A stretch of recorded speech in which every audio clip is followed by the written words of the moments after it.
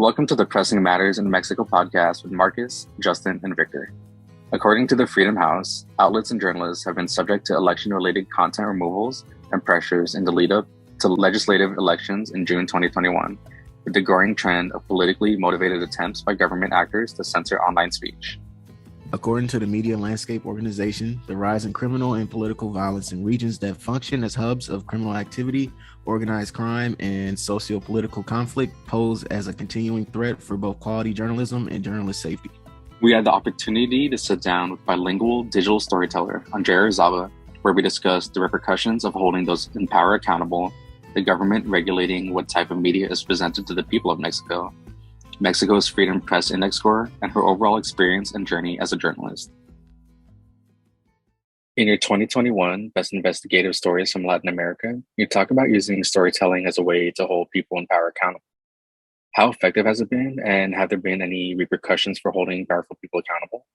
Yeah, so for example, right now with COVID-19, and I don't know if you read about the Vacunagate scandal, I believe it's mentioned in that article, but it's in Peru.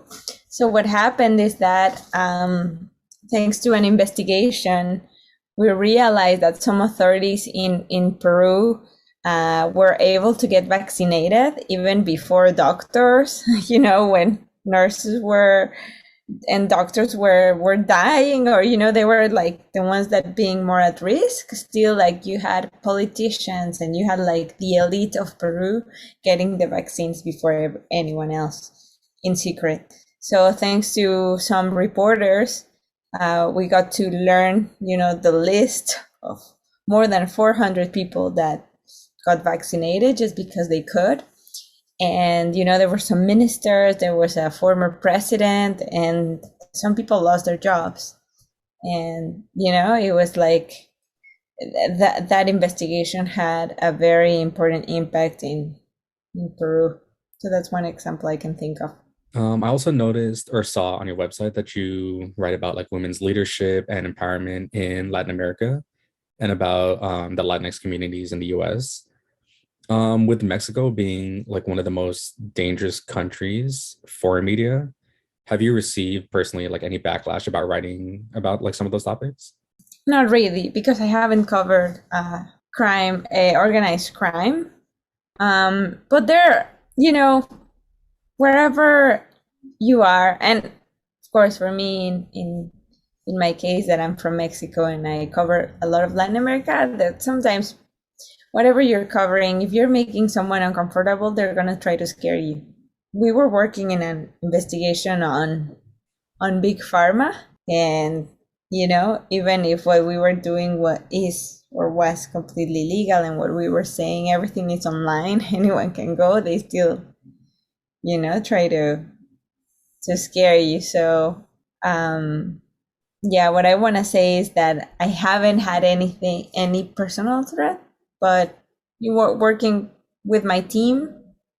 We've had some emails, we've had some people that complain and they don't like what you're writing, but you gotta keep going for the benefit of society.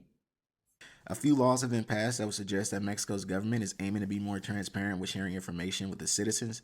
However, that doesn't seem to be the case with the recent attacks we've seen on the media and its members alongside the government's hesitancy to address the issue. Do you feel they're making an effort to protect journalists? No, I don't think so. I think, as you say, like, you say you're going to do something and you promise some things, but you actually don't really do something that is going to work. And actually, the current president used to blame certain media. It's kind of like, remember the past president in the US that media were kind of like a threat, or media were, something else. Mm-hmm. It's the same right now in Mexico, where the president cataloged like some media as like fifi, as kind of like wealthy, or like that they have their own interest, and then there's like the media for the people, right? So he's making these separations and trying to have people be against media, and it's really interesting too, because like he has daily like a daily space for journalists to ask questions, but he has actually used this space to promote his agenda rather than have it a space for dialogue.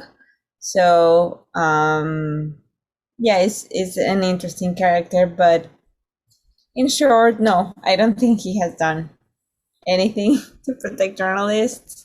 Actually, we have 8 journalists that have been murdered this year, and you know, it's just unbelievable. Like, we cannot have another journalist losing his or her life. Yeah. So we definitely need stronger protections, and we need that the government takes this issue seriously. Mm-hmm. But when there's impunity, when there is when they don't take it seriously, then, you know, there's not much you can do. But, you know, we're gonna still ask for it, ask for more security and for better protections until we get it. What piece of advice would you give to the younger generations that might be hesitant to pursue their dreams after seeing the violence that journalists face today? Yeah, I would suggest collaborations. So usually when you are covering certain topic for an international media outlet, you know, you're more secure because you have more exposure. Usually the journalists that have been the most affected are the ones that work in very small or smaller media organizations, and that they are, you know, very local. So I would suggest young journalists to work together, that newsrooms work together, or just collaborate with different journalists within the country and also outside of the country, and just make their voices heard, and, you know, be as loud as possible, if you know what I mean, like use social media and, you know, collaborate. After furthering our understanding around Mexico's government and societal structure through our conversation with Andrea Artzraba, we began to understand the reasoning behind their Press Freedom Index ranking of 127 out of 180. Although laws in place suggest that Mexico is a country free of press censorship, there are plenty of examples of threats and violent attacks on journalists who speak about subjects such as organized crime or government affairs. However, journalists still continue to write about these stories that people deserve to know and learn about, despite the possible effects it may have on those covering those pressing issues. These are ongoing issues we hope are soon resolved, and a positive future is on the horizon for Mexico and their press, as their overall global press freedom score has gone down in 2022.